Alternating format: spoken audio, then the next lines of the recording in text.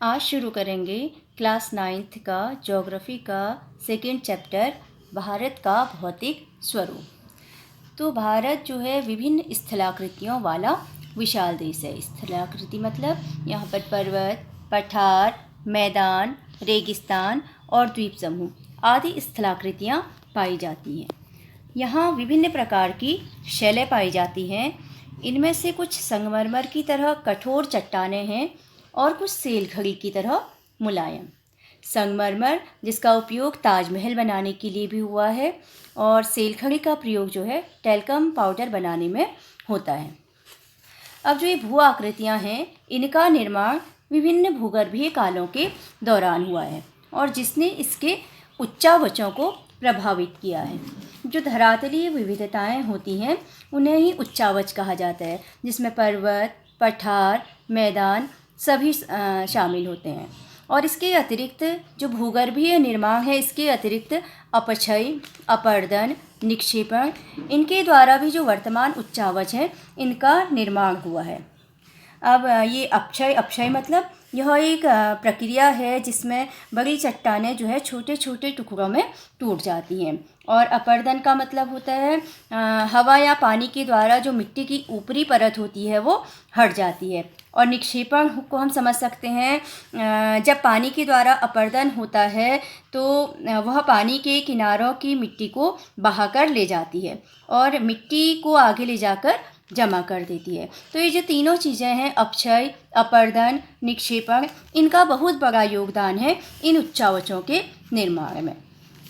और जो हमारे भूगर्भ शास्त्री हैं इन्होंने भी जो है विभिन्न सिद्धांत, अलग अलग सिद्धांत दिए हैं कि इन भौतिक आकृतियों का निर्माण किस तरह से हुआ है। इनमें से एक प्रसिद्ध सिद्धांत है प्लेट विवर्तनिक सिद्धांत, जो कि वैगनर ने दिया था 1920 में। और इस सिद्धांत के अनुसार, प्लेट विवर्तनिक सिद्धांत के अनुसार, जो हमारी पृथ्वी की ऊपरी परपटी है वो 7 बड़ी एवं कुछ छोटी प्लेटों से बनी है।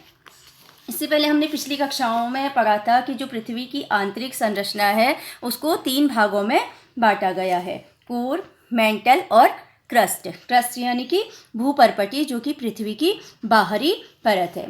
और ये बाहरी परत किससे बनी हुई है? 7 बड़ी एवं कुछ छोटी प्लेटों से बनी है। प्लेट मतलब भूमि का टुकड़ा। अब जो ये प्लेटें हैं, ये प्लेटें हैं 7 प्लेटें। यूरेशियन प्लेट, प्रशांत महासागरीय प्लेट, उत्तर अमेरिकी प्लेट, दक्षिण अमेरिकी प्लेट, अफ्रीकी plate, Indo Australian plate, Eurasian plate. इन प्लेटों में हलचल होती है जिसे प्लेटों की गति कहा जाता है।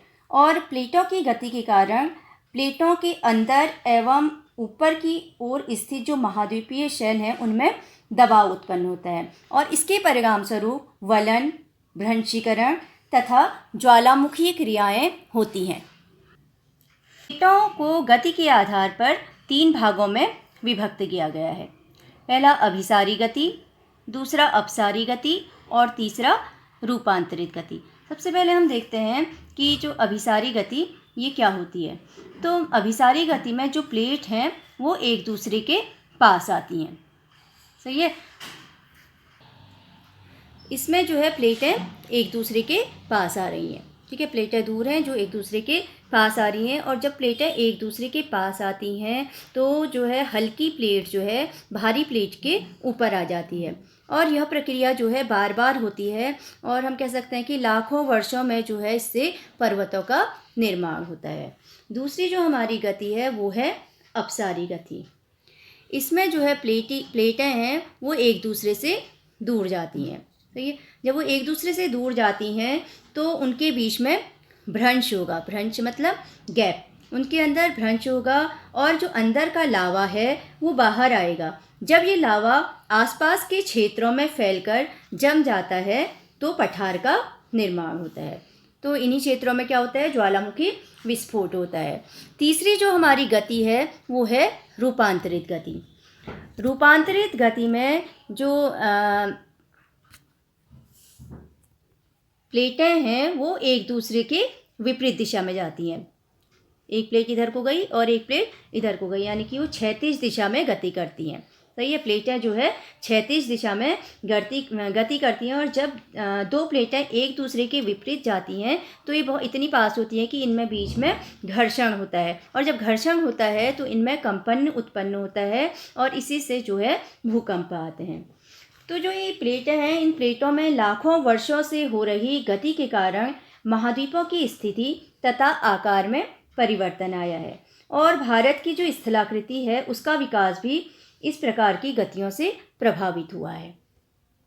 आज हमें जो 7 महाद्वीप दिखते हैं, करोड़ों वर्ष पहले ऐसा नहीं था। करोड़ों वर्ष पहले जो था एक ही महाद्वीप था, वो था पैंसिया, और एक ही महासागर था जो था पैंथलासा।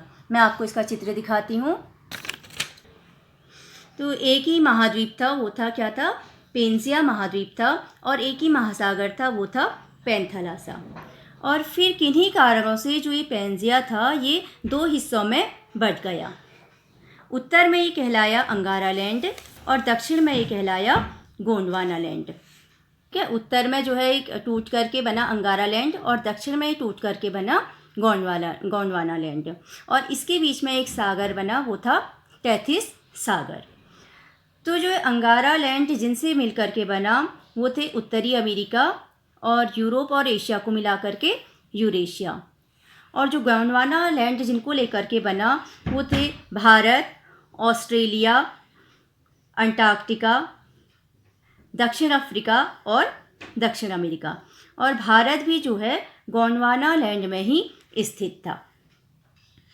और प्लेटों की गति ने इन्हें कई हिस्सों में बांट दिया, और भारत भी जो है वो गोंडवाना लैंड से अलग हो गया।